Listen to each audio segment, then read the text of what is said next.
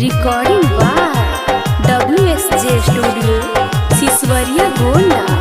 Recording by WSJ studio Siswariya Gonda.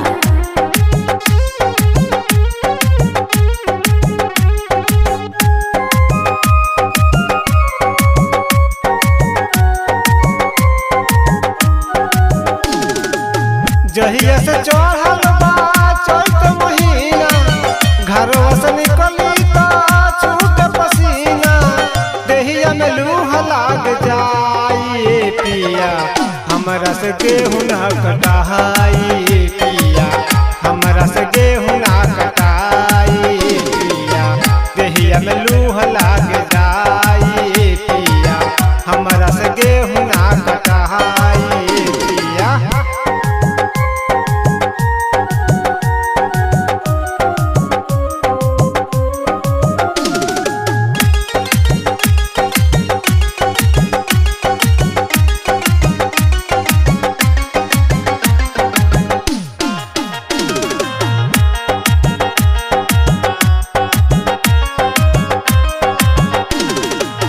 कोमल बदे है अभी हाल के बाद शादी, कुछ दिन कर दीना घर में आजादी।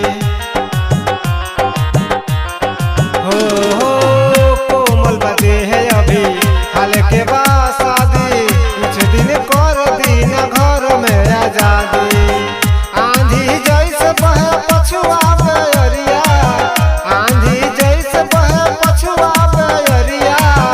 अखिया में धूल पड़ जाई पिया, हमरा से गेहूं ना कटाई पिया, हमरा से गेहूं ना कटाई पिया। देहिया में लूह लाग जाई पिया, हमरा से गेहूं ना कटाई।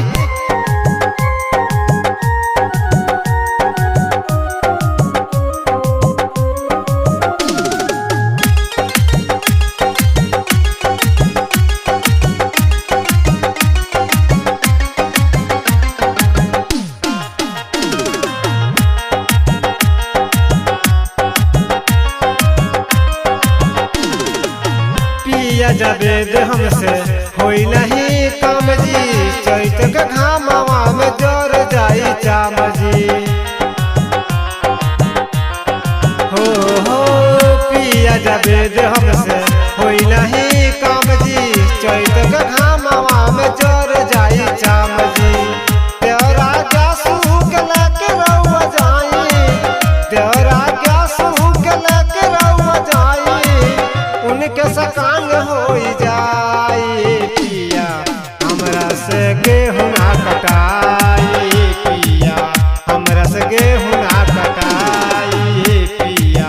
देहिया में लूह लाग जाई पिया, हमरा से गेहूं ना कटाई पिया।